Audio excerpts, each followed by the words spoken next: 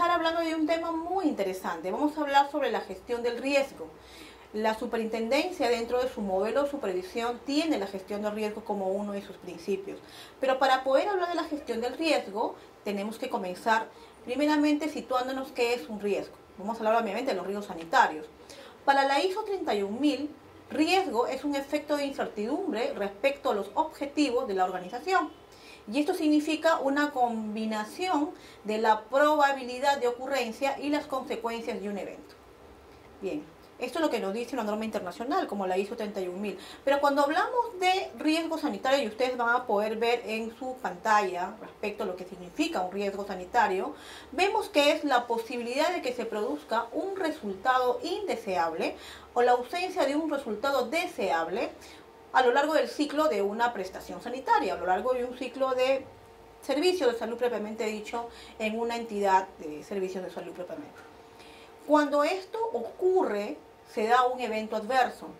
Todos conocemos que es un evento adverso.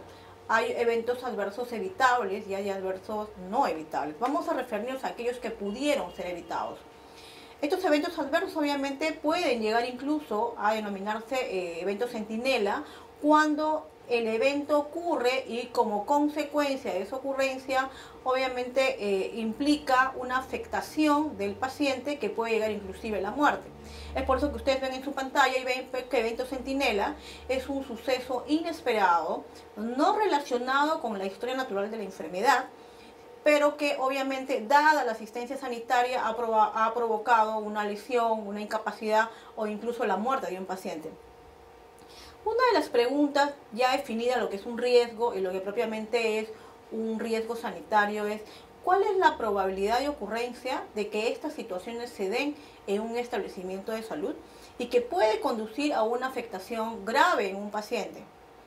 Bien, vamos a tener este cuadro y ustedes van a poder ver en este es un paper del año 2004 que empezó a clasificar ciertas prácticas organizacionales para poder clasificar su probabilidad de muertes evitables por diferentes giros que da una empresa. Por ejemplo, vemos en la primera parte donde dice muy segura, vemos que este paper nos decía que existía una tasa menor a 1.000.000 de exposiciones si nos referíamos, por ejemplo, a viajar en una aerolínea comercial, si viajamos en un tren europeo o si estábamos, por ejemplo, trabajando en una industria nuclear, que significaba que este giro de empresa o estas actividades eran muy seguras, porque estamos hablando de 1 por 1.000.000 de exposiciones. Sin embargo, cuando ya nos referíamos a lo que significa, por ejemplo, un vuelo privado, trabajar en una industria química o una conducción automovilística en una carretera segura, ya la cosa cambiaba y estábamos hablando de 1 por 100.000 exposiciones. Y es por eso que esas prácticas son denominadas medianamente seguras. Pero si ya íbamos a otra clase de prácticas, como por ejemplo ir y viajar en una avioneta, en esos aviones ultraligeros, o hacer un alpinismo en los montes Himalaya, estas prácticas riesgosas eran comparadas con las prácticas sanitarias y son denominadas prácticas muy inseguras. ¿Y cuál es la tasa? De 1 por 1.000 exposiciones. Si nos ponemos a pensar cuántas atenciones damos en nuestros hospitales, entonces podemos más o menos prever cuál es la probabilidad de ocurrencia de pronto de uno de estos eventos adversos, ¿sí? Por tanto, cuando hablamos de prácticas inseguras, no solamente nos estamos refiriendo a prácticas en un hospital, sino también estamos hablando que perfectamente puede darse en un primer nivel de atención y lo vamos a ver más adelante. Para más o menos graficar un poco en la literatura, tenemos estas dos revistas, uno dado por el Instituto Nacional de Medicina en Estados Unidos en 1999. Lo que informa Estados Unidos es que ocurrían 44.000 a 98.000 muertes de pacientes que no se debieron a un curso de su enfermedad o su condición subyacente, sino más bien se debieron por errores médicos, o sea, eventos producidos que pudieron ser evitables, ¿no? Lucien Lip, que es un líder de la Escuela de Salud Pública de Harvard, manifestaba de que la estadística era tal si cual se cayera un avión diariamente. Cifras alarmantes realmente. Tenemos, por ejemplo, otra revista que es el Diario de Seguridad del Paciente, en el 2013, que refiere que a partir de estudios médicos del 2008 y 2011, se estimó que el número de muertes asociadas a daños prevenibles era aproximadamente de 440.000 al año. Obviamente, para poder establecer esta estadística se utilizaron muchos métodos. Métodos que permitieron cuantificar, por ejemplo, que habían errores en el diagnóstico, errores en el tratamiento, infecciones intrahospitalarias, entre otras. Bien, hubieron, además de ello, otros estudios ya en Latinoamérica como ENEAS, IBEAS y APEAS que nos grafican lo siguiente. El ENEAS en el 2006 nos dicen que el 9.3 de los pacientes ingresados sufren algún evento adverso relacionado con la asistencia sanitaria. El IBEAS en el 2008 en Latinoamérica, un estudio realizado en 58 hospitales, donde se incluye el Perú, manifestaba que los eventos adversos llegaban aproximadamente a un 10,5%. Y en el 2012 también un estudio similar se hizo en África y las estadísticas fueron totalmente similares. Más o menos 8,2% de pacientes que habían ingresado a los servicios de salud habían tenido un evento adverso, repito, prevenible. O sea, pudo haber sido evitado. Esta prevalencia de eventos adversos, por ejemplo, en las hospitalizaciones, los estudios de IBEAS en el 2008 nos dijeron de que cada 100 pacientes sufrieron algún tipo de evento adverso, 7 de ellos murieron, 17 quedaron con una incapacidad total, 12 con una incapacidad severa y 64 con una incapacidad leve. Y cuando empezamos a ver la tipología de sobre qué eventos se habían dado, vemos que están las infecciones intrahospitalarias, los errores diagnósticos, los errores relacionados a la medicación, a los cuidados propiamente dicho. Y cuando vemos, por ejemplo, la estadística propiamente en Perú respecto a la evitabilidad de estos eventos, quedamos, por ejemplo, en la estadística que 68% de estos eventos eran evitables, ¿sí? Y solamente el 31,9% era un evento adverso que inevitable propiamente dicho. Bien, hasta aquí nos damos cuenta de cómo la práctica sanitaria es una práctica por su naturaleza altamente compleja y altamente también peligrosa, porque hay obviamente, estamos hablando de vida humana y estamos hablando de procedimientos médicos. Pero también hablamos de gestión de riesgos, en adición a lo que son las prácticas asistenciales, es gestión de riesgos en los factores de producción. Entonces, hay una reflexión. Hemos venido hablando de eventos adversos, de varias publicaciones a nivel Latinoamérica, pero por ejemplo, si nos ponemos a darnos cuenta cómo es que se da el proceso de atención y donde intervienen los diversos factores de producción, también podemos hacer gestión de riesgos. Hablábamos al inicio de que el riesgo era la probabilidad de que algo que quisiéramos no se dé. Si estamos hablando de, por ejemplo, de una atención en el primer nivel de atención, vamos a referirnos a anemia en este caso. Si no tenemos, obviamente, esos factores de producción adecuados para la atención de ese paciente, para entregarle el suministro de medicamentos, estamos hablando de una situación que no se vaya a dar, no se vayan a dar las coberturas que uno espera, porque obviamente no tengo la disponibilidad de pronto del medicamento, de pronto del personal, de pronto de los equipos biomédicos que yo necesito, por ejemplo. Vamos a ver, por ejemplo, en la gráfica que yo les he puesto ahí, gestión de riesgos en los factores de producción, porque la gestión que tiene que hacer el establecimiento con el equipo de gestión tiene que enfocarse, además de las prácticas sanitarias, de aquellos factores de producción que están incidiendo como un factor contributivo para que esa situación se dé. Y con eso me refiero, por ejemplo, a las instalaciones, a las infraestructuras, al equipo, a los medicamentos que estén disponibles. Tal es el caso que si nosotros hiciéramos en un establecimiento de salud un análisis causa-raíz de por qué está en una cobertura, obviamente podríamos encontrar una serie de causalidades que podrían estar asociadas a la no disponibilidad del medicamento o de pronto la no disponibilidad de repente de las guardias comunitarias que tienen que ir hacia la población que tiene anemia, por ejemplo, u otros factores y que debe ser analizado para poder imponer obviamente las medidas correctivas al respecto. Por tanto, cuando hablamos de gestión de riesgos, estamos hablando no solamente de una práctica gestión de riesgos en una práctica sanitaria propiamente dicho, sino también en la gestión de los factores de producción. Por tanto, riesgo sanitario es el riesgo que es inherente a la mayoría de actividades sanitarias y que la literatura considera relevante la frecuencia con que se producen un evento adverso en muchos casos evitable. Vuelvo a mencionar, el gran espectro de este riesgo también incluyen a esos factores de producción. Y ahí tenemos, por ejemplo, en la pantalla algunos gráficos, algunos ejemplos, ¿no?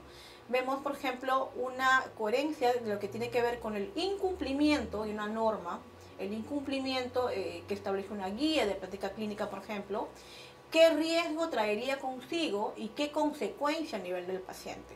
Por ejemplo, si vemos, por ejemplo, de que un establecimiento de salud no ha tenido la verificación adecuada de la fecha de vencimiento de sus medicamentos, un riesgo podría ser la administración de ese medicamento que esté con caducidad, ¿sí?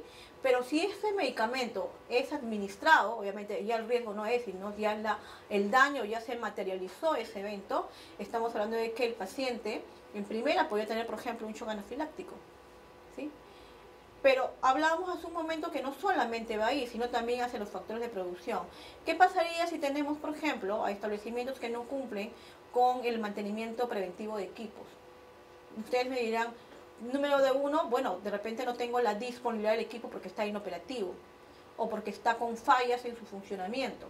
Y eso obviamente trae un riesgo, número uno, no está apto, por tanto hay una demora en la entrega de la prestación al paciente, ¿sí? Una demora en el tratamiento, una demora para que el médico pueda adoptar un diagnóstico adecuado y un tratamiento adecuado.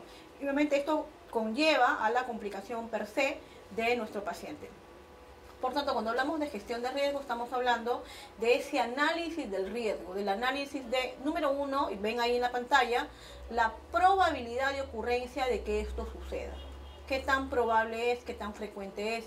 Segundo, ¿cuál es la gravedad de que esto suceda? Puede provocar la muerte, la complicación de la patología, de la atención del paciente, puede provocar de repente estancias largas o reingresos del paciente. Y como tercer elemento, el impacto, que es un impacto catastrófico, es un impacto moderado, es un impacto insignificante. El objetivo de establecer una gestión de riesgos es que ustedes, al poder conocer ese enfoque, puedan determinar por cada actividad que se realiza en los puntos de entrega del servicio, qué grado de impacto trae el no cumplimiento de una norma o una guía o de una práctica o un mecanismo de bioseguridad, qué riesgo va asociado y por tanto qué consecuencia le podría traer al paciente. ¿Sí? Eso se llama, obviamente, estar gestionando los riesgos.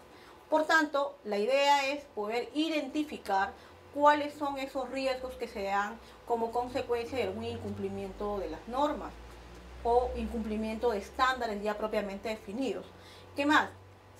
Nos encargamos, por tanto, después de haber identificado y analizar su probabilidad, su gravedad y su impacto, ¿sí? Con el objetivo, y ahí ven en la pantalla, de que podamos evaluar qué acciones vamos a desarrollar. Vemos ese cuadro, por ejemplo, en rojo, amarillo y verde, porque va a depender mucho de la probabilidad de ocurrencia de ese evento que hemos encontrado y que nosotros hemos detectado, de que se da para nosotros colocar y imponer dentro de nuestro equipo de gestión planes de prevención de que eso suceda, un plan de reducción del riesgo, planes de mitigación propiamente dichos, para tratarlos, porque ahorita seguramente estarán también algunos jefes de establecimiento de salud que nos van a escuchar, que vamos a ir a entrevistarlos y nos van a preguntar, ¿y por dónde comienzo? Obviamente ahí va la escala del impacto, ¿sí? ¿Cuál es lo más inmediato que debo actuar? Por eso que tenemos la semaforización que nos va a ayudar para ello. Para hacer un poco de gráfico, una manera bien esquemática, y ahí está justamente la presentación que ustedes están apreciando en este momento, un poco cuáles son las funciones de las superintendencias adjuntas de supervisión con la protección de derechos en el marco justamente de la vulneración de derechos propiamente dicho. Vamos a ver, por ejemplo, en este cuadro que vemos que la superintendencia adjunta de supervisión, a través de sus dos intendencias, la Intendencia de Supervisión de IPRES y UGIPRES y la Intendencia de Supervisión de IAFAS, tienen una acción, una intervención preventiva. Es antes de que suceda, que significa ir a un establecimiento, ir a un UGIPRES o ir a una IAFA a identificar todos aquellos riesgos en la gestión de los servicios de salud. Si es una IAFA, por ejemplo, podremos ver riesgos del sistema financiero. La UGIPRES igual. que de pronto vemos las partidas económicas, vemos los programas presupuestales, estrategias sanitarias, que no ha estado ejecutando adecuadamente. De repente vemos que tiene un grado de ejecución del 20% y ya estamos cerrando el año, ¿sí? O los otros riesgos que son de índole sanitario, que vamos a ver más adelante. Entonces, esa supervisión lo que se encarga es de identificar esos riesgos y poder poner a disposición del jefe del establecimiento, de la Dirección Regional de Salud, a efectos de que pueda corregir esas desviaciones. Es decir, eventos, situaciones que se están produciendo y que están conllevando a riesgo, ¿sí? En el caso de la Superintendencia Adjunta de Derechos, es una acción más bien reactiva, post-evento, porque estamos hablando ya de situaciones que han vulnerado el derecho de un paciente. Por ejemplo, cuando vemos denuncias en la prensa de que, por ejemplo, ha habido una muerte neonatal, una muerte materna, por ejemplo, una presunta negligencia, como salen en los medios. Sin embargo, lo que nosotros vemos como superintendencia es qué es lo que pasó para que eso sucediera. Obviamente hay una línea de tiempo, una línea de investigación sobre un presunto evento vulneratorio en salud, que obviamente después de la investigación se dilucidará qué es lo que pasó. Entonces vemos los dos espectros de cómo una superintendencia adjunta de su salud está viendo toda la parte preventiva, está detectando riesgos, le está poniendo en consideración a las CIRPRES y UJIPRES, en tanto la otra ya hubo el evento vulneratorio. Ya existió una falla y obviamente va a identificar cuáles fueron los factores que contribuyeron a ello. Si hablamos, por ejemplo, de anemia, nosotros podríamos ir a una UJIPRES a poder determinar cuáles son los factores de producción para que se pueda entregar la prestación. Estamos hablando de recursos humanos, estamos hablando de disponibilidad de medicamentos, ¿cierto? Estamos hablando de una programación adecuada, estamos hablando de una ejecución adecuada, porque de repente los insumos, los reactivos para la toma de muestras tienen que estar en cantidades adecuadas en los establecimientos del primer nivel, por ejemplo. Si esto no se da, el riesgo es de que obviamente los indicadores y coberturas de anemia que uno quiera disminuir en actos también de promoción, no lo pueda ni alcanzar la promoción de cobertura preventiva, ni pueda reducir obviamente los indicadores de anemia propiamente dicho, ¿sí? Por tanto, en el modo anterior, a efectos de graficar lo que es un incumplimiento, la secuela, el riesgo y obviamente la materialización de ese riesgo que conlleva a un impacto o la consecuencia en un paciente.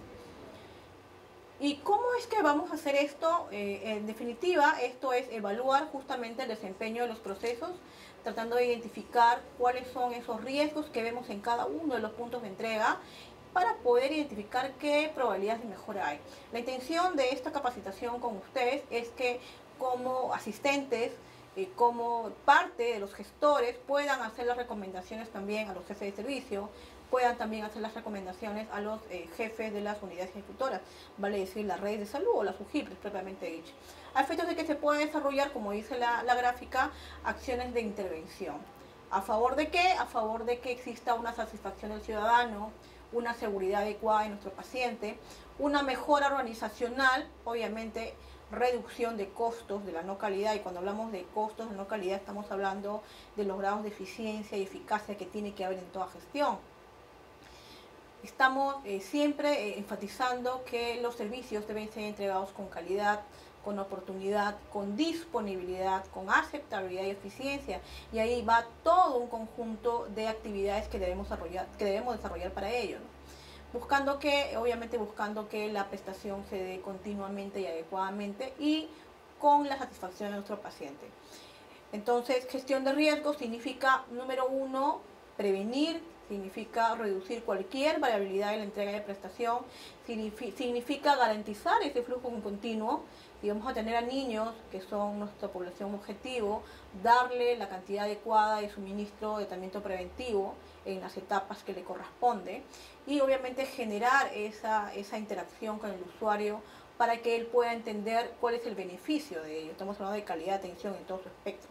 Un ejemplo que he traído solamente a manera gráfica, yo lo comentaba hace un momento, ¿qué pasaría si los medicamentos almacenados están identificados, el contenido y fecha de vencimiento? Que estén así significa que existe un cumplimiento de norma, que genera ¿qué? Que genera una satisfacción al usuario interno, al trabajador, van a ser prestaciones más seguras, una adecuada entrega del medicamento al ciudadano y a su familia, ¿no? Y una adecuada gestión de la IPRES. Pero ¿qué pasa si eso no sucede? Obviamente estamos hablando de que, número uno, hay un riesgo de que se entreguen medicamentos de repente con fecha de caducidad al usuario. Número dos, que se venzan en los almacenes, ¿sí? Obviamente estamos hablando ya de ineficacia en la gestión. Y obviamente también trae riesgos en el tema de poder entregar el servicio nosotros como trabajadores de la salud, ¿sí? En todo ello está involucrado los factores que les comentaba en un inicio respecto de disponibilidad, eficiencia, eficacia, aceptabilidad y seguridad del paciente. Por tanto, la gestión de riesgos que tiene que darse en cada uno de los procesos, y quiero que cuando hablemos de procesos nos acordemos de algo. Vamos a ver a un establecimiento de salud en todo su espectro de macroprocesos, y hay un conjunto de procesos que son los procesos estratégicos, ¿sí? Hay procesos misionales y procesos de soporte. La gestión de riesgos es en todo en general.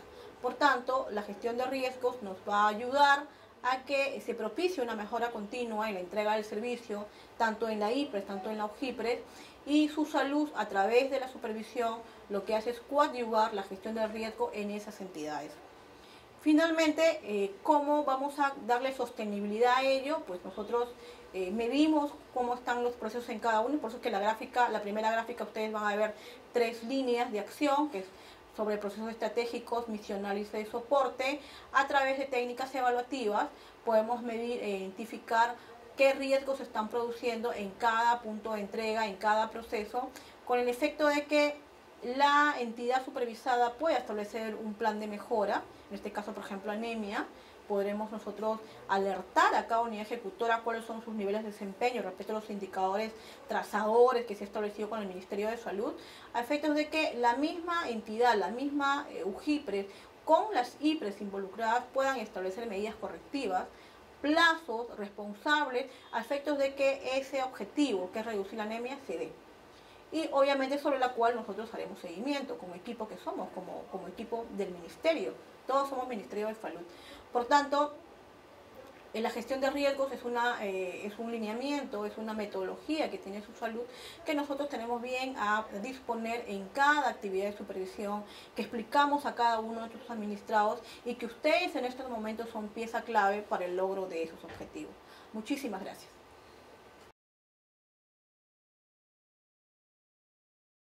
Gobierno del Perú. El Perú primero.